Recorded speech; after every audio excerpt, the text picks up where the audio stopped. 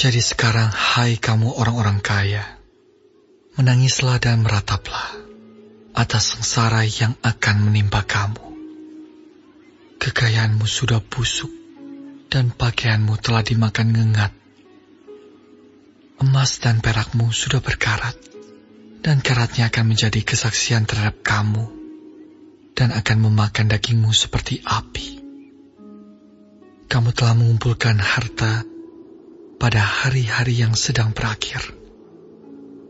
Sesungguhnya telah terdengar teriakan besar, karena upah yang kamu tahan dari buruh yang telah menuai hasil ladangmu, dan telah sampai ke telinga Tuhan semesta alam, keluhan mereka yang menyabit panenmu. Dalam kemewahan, kamu telah hidup dan berfoya-foya di bumi. Kamu telah memuaskan hatimu, sama seperti pada hari penyembelihan. Kamu telah menghukum, bahkan membunuh orang yang benar, dan ia tidak dapat melawan kamu. Yakobus mengungkapkan bahwa jika seseorang tahu bagaimana ia harus berbuat baik, tetapi ia tidak melakukannya, maka ia berdosa. Lalu hal apa lagi yang akan diungkapkan dalam surat Yakobus ini? Kita akan segera melihatnya, namun sebelumnya, mari terlebih dahulu kita berdoa. Bapa kami dalam surga, segala puji dan syukur kami naikkan kepadamu. Terima kasih untuk kesempatan indah yang kembali Tuhan berikan pada kami, untuk kami dapat belajar akan kebenaran firman-Mu.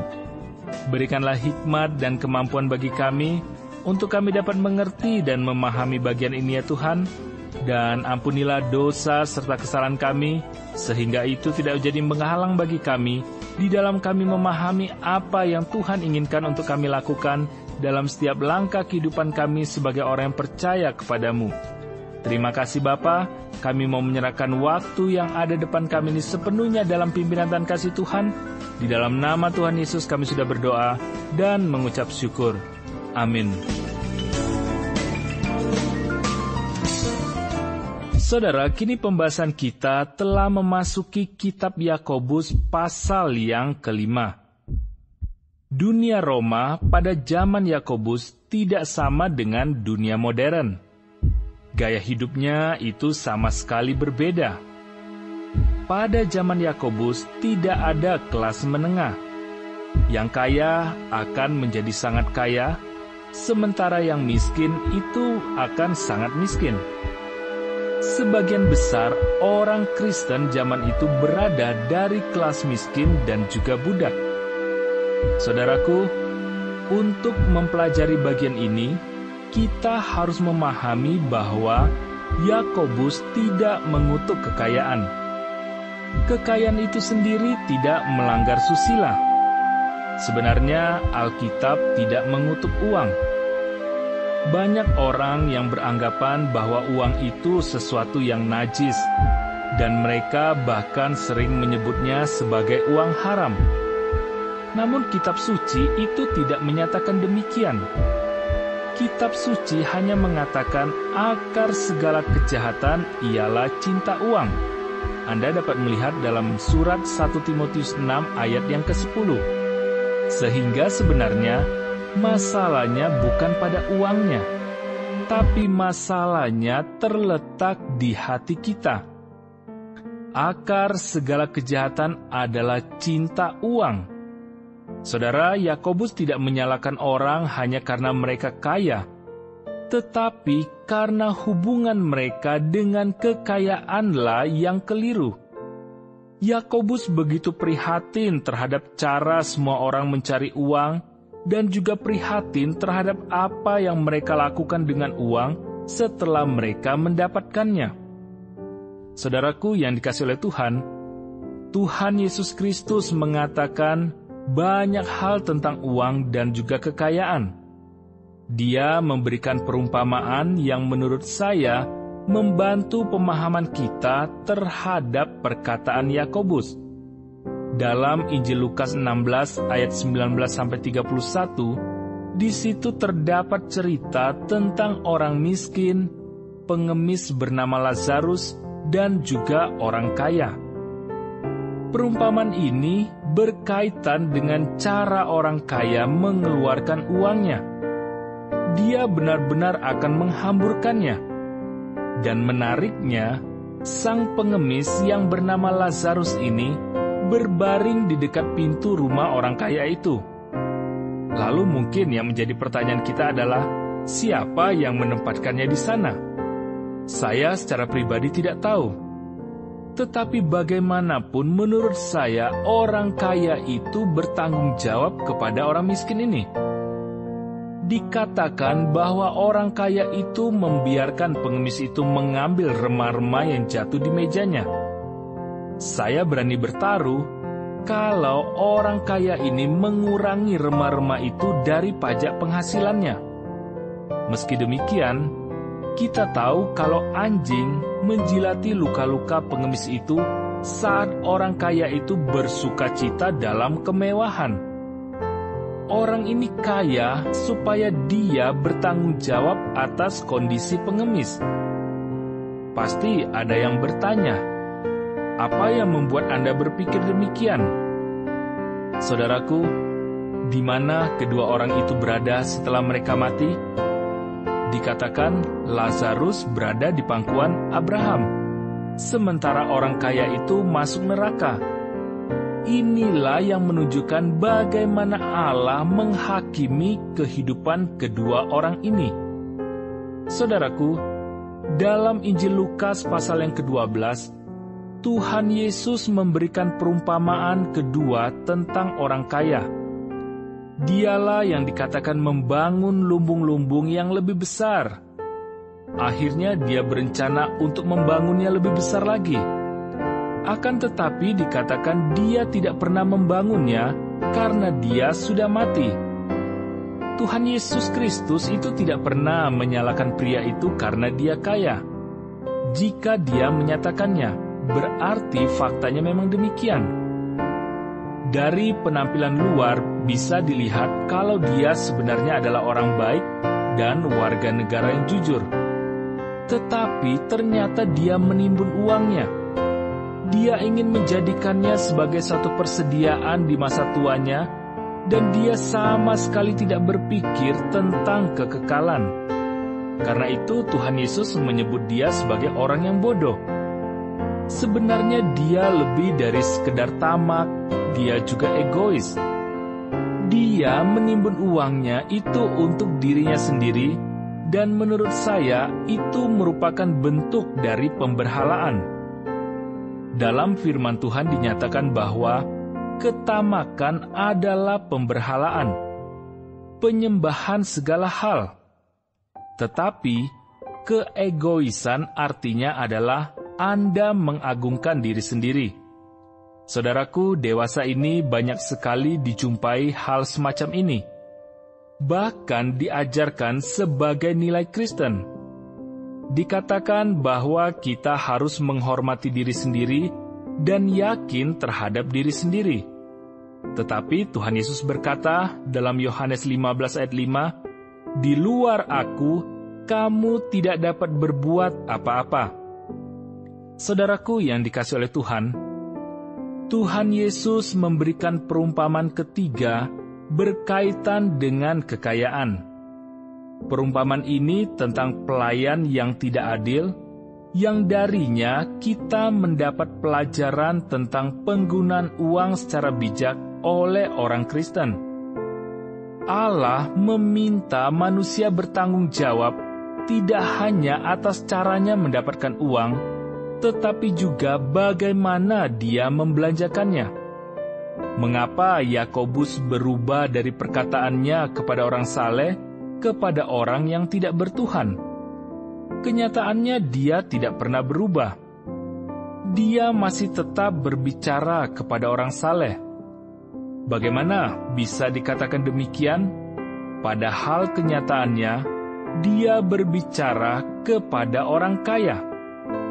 Saudaraku yang dikasihi oleh Tuhan, selagi berbicara kepada orang fasik, pada saat yang sama, dia juga menunjukkan ucapannya kepada orang saleh bahwa mereka hidup di dunia fasik, di mana orang kaya fasik akan membebankan kesukaran atas mereka dan mengambil keuntungan atas mereka, sehingga mereka akan berada di bawah pengasihan orang kaya yang fasik ini. Saudaraku yang dikasihi oleh Tuhan, Tuhan Yesus Kristus sudah memberikan referensi umum tentang hal ini ketika Dia berkata dalam Injil Yohanes 16 ayat 33, "Dalam dunia kamu menderita penganiayaan, tetapi kuatkanlah hatimu, aku telah mengalahkan dunia." Kita melihat bahwa orang saleh itu harus sabar menghadapi keadaan, karena mereka tahu bahwa Tuhan pasti akan berperkara dengan orang kaya fasik di kekekalan, kalau di sini ia tidak melakukannya. Hal ini dengan jelas tertulis dalam ayat yang ke-6 dari pasal ini, dikatakan, "Kamu telah menghukum bahkan membunuh orang yang benar." Allah mengutuk perbuatan orang kaya ini, dan ia tidak dapat melawan kamu. Tetapi kita melihat Allah mengutuk perbuatan orang kaya ini. Dan selanjutnya dikatakan, "Dan ia tidak dapat melawan kamu." Artinya Allah sengaja membiarkannya terjadi. Tapi tampaknya orang kaya fasik masih bebas melakukannya. Akan tetapi, Tuhan akan mengakhiri mereka pada akhirnya. Saudaraku, saya akan memberikan pernyataan yang agak mengejutkan. Saya lebih senang masuk ke neraka sebagai gembel ketimbang sebagai orang kaya. Tetapi puji Tuhan, karena saya tidak akan masuk ke sana. Dan semuanya itu karena Kristus telah mati bagi saya, dan saya sudah menerima anugerah hidup kekal darinya. Saudaraku yang dikasihi oleh Tuhan, Daud begitu terusik oleh kekayaan orang fasik, dan hal ini sangat mengganggu pikirannya. Dalam Mazmur 37 ayat 35-36 di situ dituliskan, "Aku melihat seorang fasik yang gagah sombong, yang tumbuh mekar seperti pohon aras Libanon. Ketika aku lenyap, lenyaplah ia. Aku mencarinya, tetapi tidak ditemui." Anda lihat, pada bagian awal dari Mazmur yang sama, Daud memberikan nasihat yang sama dengan Yakobus, yaitu dalam Mazmur 37 ayat 7, "Berdiam dirilah di hadapan Tuhan, dan nantikanlah Dia. Jangan marah karena orang yang berhasil dalam hidupnya, karena orang yang melakukan tipu daya." Saudaraku, pernyataan ini memang luar biasa, dan Daud mengangkat tentang orang kaya fasik.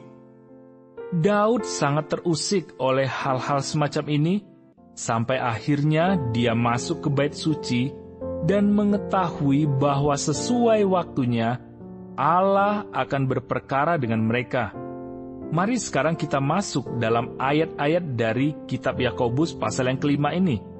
Dikatakan dalam ayat pertama demikian, "Jadi sekarang, hai kamu orang-orang kaya, menangislah dan merataplah atas sengsara yang akan menimpa kamu."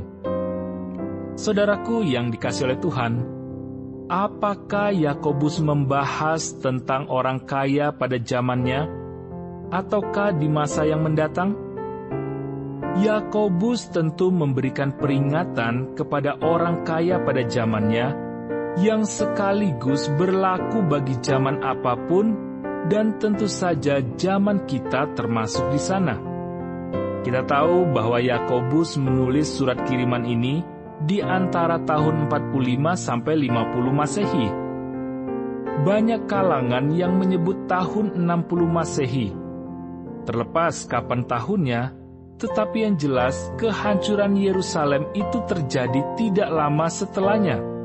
Sebab pada tahun 70 Masehi, Roma datang untuk menghancurkan Yerusalem dalam taraf yang terparah. Mereka benar-benar memusnahkan Yerusalem sampai ke akar-akarnya. Mereka juga membenci orang Kristen dan juga orang Yahudi, dan kedua golongan ini tinggal di kota itu. Dan saudaraku, saat bangsa Roma ini beraksi, tidak ada orang Yahudi kaya yang tersisa. Mereka semua dibunuh atau setidaknya dijadikan budak, dan semua kekayaan mereka itu dihancurkan, hilang, dan ada juga yang disita. Yakobus memberikan pernyataan tegas perihal apa yang terjadi, karena Tuhan Yesus sudah memprediksikannya jauh sebelum dia naik ke surga. Tuhan Yesus pernah berkata kepada semua murid-Nya, sebagaimana yang dicatat dalam Lukas 21 ayat 20, "Apabila kamu melihat Yerusalem dikepung oleh tentara-tentara, ketahuilah bahwa keruntuhannya sudah dekat." Dan memang, semuanya ini digenapi pada tahun 70 Masehi. Selanjutnya ayat yang kedua dari Yakobus pasal 5 ini mencatat demikian, "Kekayaanmu sudah busuk, dan pakaianmu telah dimakan ngengat." Saudaraku, dengan mengingat kedatangan Kristus, ada peringatan bahwa semua kekayaan dunia itu akan lenyap. Jelas sekali, kalau hal ini tidak menyenangkan orang kaya fasik pada zaman itu, sebagaimana pada zaman ini. Bagaimanapun juga, orang kaya tahu kalau masa depan itu tidak pasti. Sama seperti dugaan banyak orang dewasa ini. Selalu ada yang namanya panik, meleset, masa kekeringan, atau bahkan depresi. Seperti inilah adanya sejak manusia mulai mencetak uang. Tahun baik dan tahun buruk akan selalu datang silih berganti. Selanjutnya Yakobus 5 ayat 3 mencatat demikian, "Emas dan perakmu sudah berkarat, dan karatnya akan menjadi kesaksian terhadap kamu, dan akan memakan dagingmu seperti api.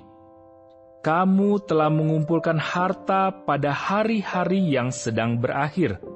Anda lihat, inilah penghakiman yang akan menimpa orang kaya fasik, seperti kedua orang dalam perumpamaan yang diberikan oleh Kristus.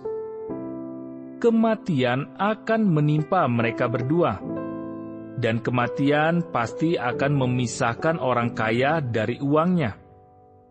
Yakobus menyalahkan orang kaya fasik karena menimbun harta mereka. Emas dan perak pasti berkarat. Hari ini berkembang, tetapi besok bisa bangkrut. Siapapun yang memiliki 1 juta, pasti tidak akan puas atasnya. Dia pasti akan mencetak 2 juta. Hal ini diumpamakan seperti minum air laut.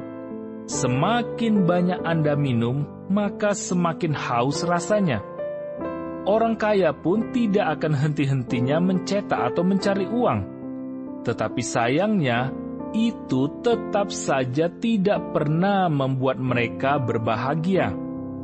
Saudaraku yang dikasihi oleh Tuhan, Allah memberi kekayaan bukan supaya ditimbun, melainkan dikeluarkan. Orang kaya dalam perumpamaan Kristus berencana membangun lumbung yang lebih besar, yang akan dia gunakan untuk menyimpan barang-barangnya atau buah-buahan. Tetapi Anda hanya bisa makan secukupnya, minum pun secukupnya, dan hanya bisa berpakaian secukupnya. Setelah mengumpulkan beberapa juta rupiah pertama, Anda pun akan mulai mengumpulkan lebih banyak lagi, sehingga uang Anda akan nampak seperti tumpukan batu. Anda tentu saja tidak bisa memakannya. Tidak ada yang bisa Anda perbuat atas uang itu. Sebab itulah Tuhan menyebut manusia itu bodoh. Bukannya memenuhi lumbungnya sendiri, dia malah mengisi lumbung orang lain. Selanjutnya Yakobus 5 ayat 4 mencatat demikian, "Sesungguhnya telah terdengar teriakan besar karena upah yang kamu tahan dari buruh yang telah menuai hasil ladangmu, dan telah sampai ke telinga Tuhan semesta alam keluhan mereka yang menyabit panenmu."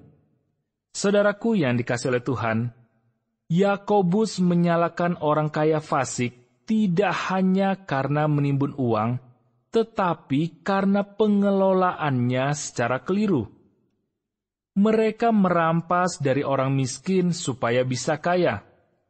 Dalam perumpamaan, orang kaya menjatuhkan remah-remah untuk pengemis. Pesan yang luar biasa, bukan? Pengemis itu ditempatkan di dekat pintu orang kaya, karena orang kaya itu bertanggung jawab atasnya. Dalam kitab Amsal 22 ayat 7 tertulis, orang kaya menguasai orang miskin, yang berhutang menjadi budak dari yang menghutangi. Allah menyalahkan orang fasik yang mendapat uang dengan cara tidak jujur, khususnya jika merugikan anak-anak Allah. Saudaraku yang dikasihi oleh Tuhan, mungkin sekarang ini Allah tidak berbuat apa-apa, tetapi Dia akan menghakimi mereka di masa mendatang. Jika seseorang mendapat kekayaan dengan cara merugikan orang yang dibawanya, Allah pasti akan menghakiminya. Hal ini seharusnya menjadi peringatan bagi orang kaya, perusahaan besar, perserikatan buruh, dan bahkan organisasi gereja yang besar. Allah pasti menghakimi cara manusia untuk mendapatkan uang dan juga cara mereka menggunakannya. Selanjutnya, surat Yakobus 5 ayat 5 mencatat, "Dalam kemewahan kamu telah hidup dan berfoya-foya di bumi. Kamu telah memuaskan hatimu sama seperti pada hari penyembelihan." Saudaraku yang dikasihi oleh Tuhan, orang kaya menghabiskan uangnya dengan cara yang penuh dosa. Orang pelit berkata, kekayaan itu rata, jadi kita bisa menumpuknya. Tetapi pemboros berkata, kekayaan itu bulat, jadi kita tinggal menggelindingkannya. Dan tentu saja, saudaraku, bagi Allah, keduanya ini salah. Dalam kitab Amsal 18 ayat 11 dikatakan, kota yang kuat bagi orang kaya ialah hartanya, dan seperti tembok yang tinggi menurut anggapannya. Kemudian dalam Amsal 28 ayat 11 dikatakan, orang kaya menganggap dirinya bijak, tetapi orang miskin yang berpengertian mengenal dia. Saudaraku yang dikasihi oleh Tuhan, inilah gambaran tentang dua orang kaya fasik yang diceritakan oleh Tuhan Yesus. Keduanya ingin menikmati hidup. Yang satu ingin menyimpan di masa kuat untuk dinikmatinya di masa tua. Sementara yang kaya ingin menikmati sekarang juga. Sementara ada orang miskin yang merana di dekat pintu gerbangnya. Saudara, jika Anda memutuskan hanya ingin hidup seperti ini, nikmati saja. Tetapi Allah menganggap Anda bodoh. Selanjutnya, surat Yakobus 5 ayat 6 mencatat, kamu telah menghukum, bahkan membunuh orang yang benar, dan ia tidak dapat melawan kamu. Saudaraku yang dikasihi oleh Tuhan, saat melihat pemerintahan kita serta semua pemerintahan yang ada di dunia, tampaknya ada struktur kekuasaan yang memanipulasi pemerintah dan juga ekonomi. Kita sering mendengar tentang kebebasan pers, tetapi kebebasan yang dimaksud adalah kebebasan untuk mencuci otak masyarakat supaya mengikuti jalan pikiran mereka. Sekalipun seharusnya kita memiliki kebebasan berbicara dan juga beragama, di radio paling besar di kota manapun dalam negara ini, Anda tidak akan bisa meminta jam di hari kerja untuk menyampaikan firman Tuhan. Ini memang terjadi. Seberapa banyak pun uang yang Anda miliki. Dan selanjutnya dikatakan, ia tidak dapat melawan kamu. Saudaraku yang dikasihi oleh Tuhan, orang kaya dan orang berdosa tampaknya menikmati kekuasaan mereka sekarang ini.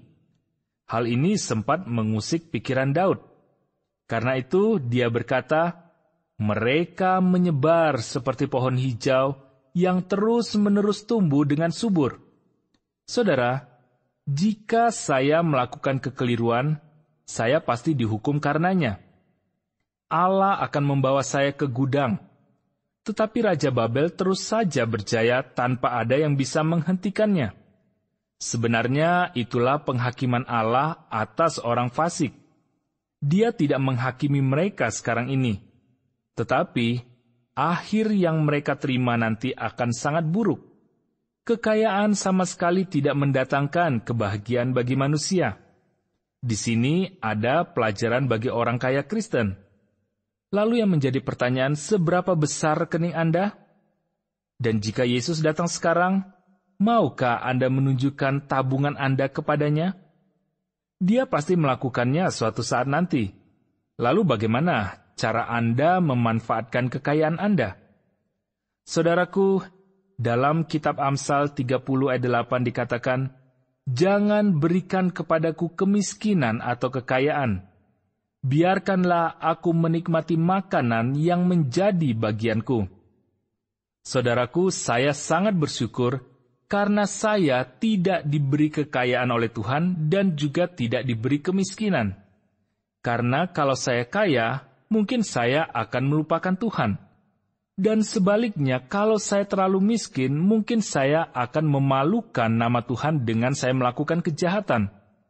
Karena itu saya sangat bersyukur karena saya berada di kalangan tengah-tengah. Saudaraku yang dikasihi oleh Tuhan, lalu hal apa lagi yang akan diungkapkan dalam surat Yakobus ini? Kita tentu saja akan melihatnya namun dalam pertemuan yang selanjutnya. Karena itu pastikan diri Anda untuk tidak melewatkan setiap pembahasannya. Mari kita akhiri pembahasan kita kali ini dengan berdoa. Bapa kami dalam surga, segala puji dan syukur kami naikkan kepadamu. Terima kasih untuk kesempatan indah yang Tuhan sudah berikan pada kami untuk kami belajar akan kebenaran firman-Mu. Terima kasih untuk pengertian dan pemahaman yang boleh kami dapatkan, dan biarlah Tuhan juga menolong kami serta memampukan kami untuk kami dapat melakukannya dalam setiap langkah kehidupan kami. Terima kasih Bapa. Saat ini hamba mau berdoa untuk setiap pendengar dari program ini. Mungkin saat ini mereka sedang berada dalam suatu pergumulan atau tantangan hidup yang berat. Kami rindu supaya Tuhan tetap menolong mereka, menghibur mereka, memberikan kekuatan bagi mereka, sehingga mereka juga boleh tetap merasakan kasih penyertaan dan pemeliharaan Tuhan dalam setiap langkah kehidupan mereka sebagai orang yang percaya kepada Tuhan. Terima kasih Bapa. Akhirnya kami menyerahkan seluruh keberadaan hidup kami dalam waktu yang ada di depan kami ini sepenuhnya ke dalam pimpinan dan kasih Tuhan. Di dalam nama Tuhan Yesus kami sudah berdoa dan mengucap syukur. Amin.